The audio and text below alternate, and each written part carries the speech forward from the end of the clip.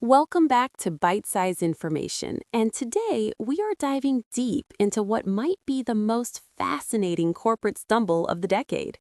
We're talking about the trillion-dollar titan, Apple, and the growing consensus that they've fumbled the biggest technological shift since the internet, generative AI. It's a classic tale as old as time. A giant company dominates for years, gets comfortable, and then a massive shift happens that they just didn't see coming. And the company that gave us the iPhone and Apple Silicon is suddenly looking remarkably ordinary. Let's start with the public-facing disaster. Apple Intelligence was supposed to be the hallmark of Apple's iPhone 16, but a year later, it's being called vaporware. They're even facing class action lawsuits for false advertising because they sold phones based on features that simply didn't exist at launch. And it's not just the users who are frustrated. Internally, the situation has been described as ugly and embarrassing. Robbie Walker, a senior director at Apple, reportedly called the decision to promote the technology before it was finished an absolute disaster. Why the delay, though? I mean, Apple has more cash than God. They should be able to throw money at this until it works. Money isn't the issue, it's the culture and the organization. Reports indicate there was bitter infighting between two competing AI teams, one led by John Giandrea and another under Craig Federighi. They were fighting over resources, direction, and even who owned the marketing. Engineers were walking out, bosses were getting fired, and Giandrea's division was even nicknamed aimless by some. Aimless, that's brutal. And while they were squabbling, OpenAI dropped ChatGPT and changed everything overnight. Exactly. And now, in a move that would have been unthinkable a year ago, Apple is reportedly paying Google $1 billion a year to use Gemini to power Siri. It's a rare admission of defeat.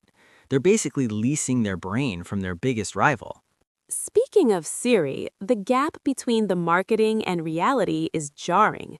Remember that ad with Bella Ramsey where Siri helps her out with context-heavy questions about meetings at Cafe Grinnell? Oh, the one Apple had to take down?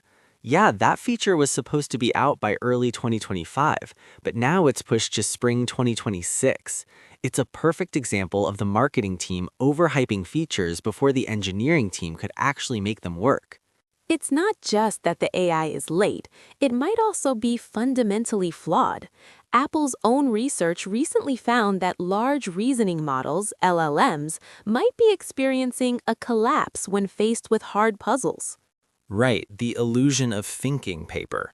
They found that these models often give up or provide nonsensical answers to complex problems, which really calls into question whether they are reasoning at all. It makes you wonder if the industry is hitting a wall just as Apple is trying to climb it. Meanwhile, Wall Street is breathing down their necks. Investors are worried that if Apple doesn't own the AI layer of the phone, they risk becoming as irrelevant as BlackBerry or Nokia. And the Apple moat is showing some cracks. On forums like Reddit, longtime users are saying they're finally tempted by Android because Samsung and Google are already shipping deeply integrated AI features that Apple is only promising. But some analysts argue it won't matter for years. They say the Apple ecosystem, the Apple Watch, the AirPods, the iMessage lock-in is too strong for people to leave just because Siri is still dumb. That might be true for now, but as one user put it, the clock is ticking. If a new AI-first device comes along that makes the smartphone feel like a calculator, Apple could be in true trouble. It's a high-stakes game. Apple has always been the company that waits, perfects, and then dominates. But this time, they aren't just waiting, they're struggling to even show up to the party. We'll have to see if the rare failure of Apple Intelligence is just a speed bump or the beginning of the end of their dominance. Thanks for joining us. We'll be back to see if Siri has finally figured out how to set a timer without malfunctioning.